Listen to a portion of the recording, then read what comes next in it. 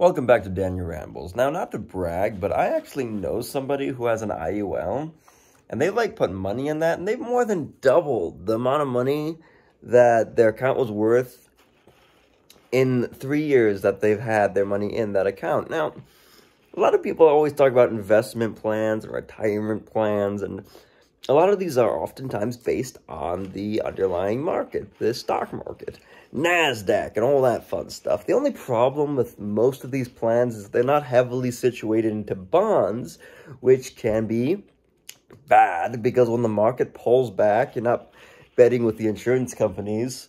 You're just, you're completely exposed, which is why so many people in the 2008 financial crisis had their 401ks wiped out or their Roth IRAs because they don't protect against the downside. So you're not actually just consistently compounding the value of your account.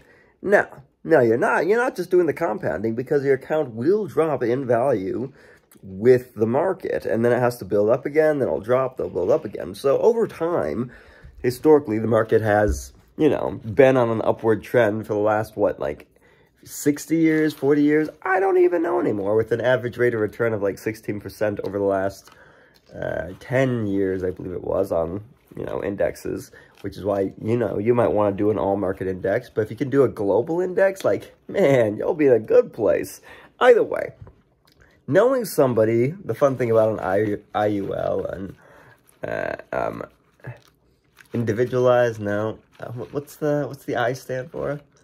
Index. An index. The Indexed Universal Life Plan. The fun thing about that is, no matter what, if the market goes down, you are protected against the downside because you're 95% in puts and then a 5% on, I believe it's the global indexed, what do you call that? Options. So if the market goes up, you're in a good place. If it goes down, you're protected. So you're never actually losing out on your investment, which is why it doesn't make any sense that in the world of COVID, when people are dying in the streets, coughing it up, hacking with the possibility of vaccine protein spreading, I don't know. I'm not a conspiracy theorist, but if it could happen, then you want to be protected against it. So not having life insurance in these tumultuous times is just a bad idea, and not investing in something when the market is constantly chopping with SPY and the S&P 500, it doesn't make any sense, especially because we're consistently been hitting all-time highs on a market that's basically fabricated with nothing backing it, not even gold, because the gold standard went away so long ago and there's nothing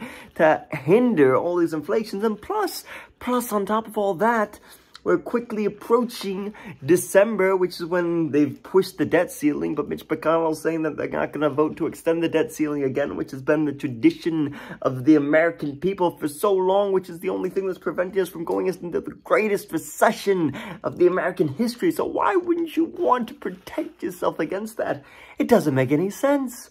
Of course, that's just my tirade of words just stringing together, thinking that, hey, if you've been working and trying to have a retirement plan and don't want it to be flushed down the toilet because, your 401k and your Roth IRAs aren't protected against SPY knifing back down to $320 because that's the level of support that it's probably going to go to from 440. Well, I guess 434 at market close today. Who's counting? Me, Daniel, because that's how I decide what I'm doing. Bitcoin's closing in on 60K again. Things to think about. So yeah, protect yourself and your family against the wonders of the market by getting yourself an IUL. Text, call, or message Janine Ayana Watkins if you have any levels of inquiry about how you can be protected against the market in these red, bloody, blotty days. Thanks for tuning in. Toodles.